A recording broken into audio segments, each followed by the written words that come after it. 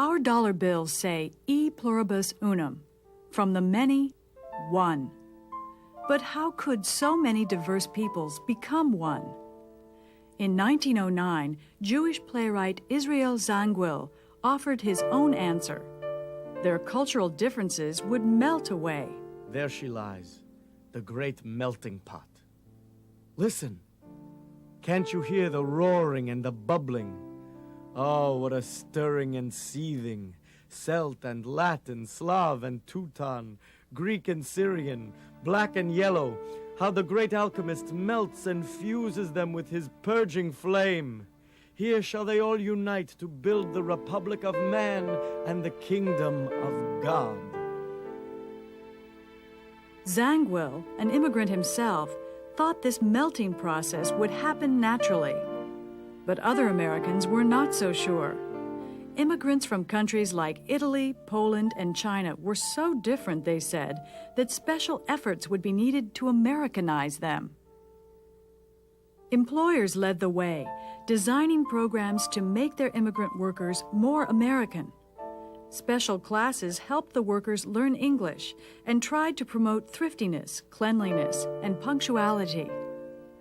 Public schools were obviously the most important institution that the immigrant family confronted because children were required by law to go to school, and here the language was taught, the culture was taught, and it was a very important force for Americanizing these children.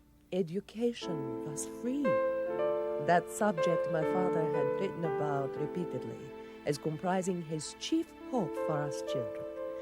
The essence of American opportunity, the treasure that no thief could touch, not even misfortune or poverty. It was the one thing that he was able to promise us when he sent for us. Sure, safer than bread or shelter. No application made, no questions asked, no examinations, rulings, exclusions, no machinations, no fees. The door stood open for every one of us. By 1908, over half of the students in urban public schools had a father who was born abroad. In New York City, the fraction was almost 3/4. Educators used the public schools to provide immigrant children a crash course in American values and habits. These people tend to settle in groups or settlements and to set up here their national manners, customs, and observances. Our task is to break up these groups or settlements, to assimilate these people as part of our American race, and to implant in their children, so far as can be done, the Anglo-Saxon conception of righteousness, law, and order. Elwood Coverley, 1909. Insulted by the notion that their cultures were inferior, immigrant parents often sent their children to parochial schools. In Chicago, for example, over half of the Polish children attended a Catholic school.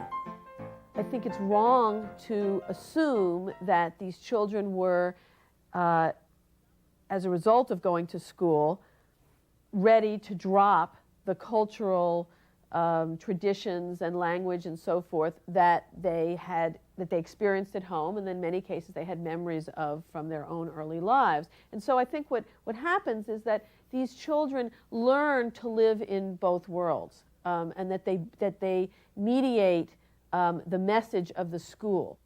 But many immigrant youths tried to Americanize as quickly as possible.